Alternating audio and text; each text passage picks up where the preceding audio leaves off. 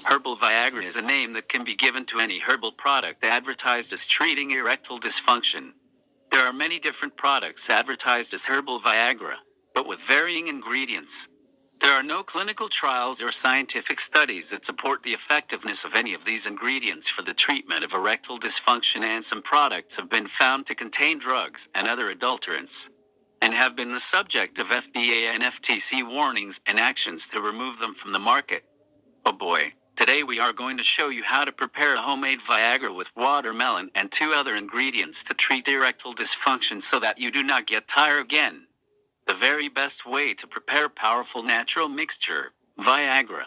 Prepare 1 kilogram of watermelon for blending. Blend your watermelon. After you've finished blending the watermelon with the blender, then turn the blended watermelon into a clean cooking pot and boil it till most liquid evaporates. Then turn off the cooking gas or flame and add 150 grams of groundnuts flour or crushed groundnuts.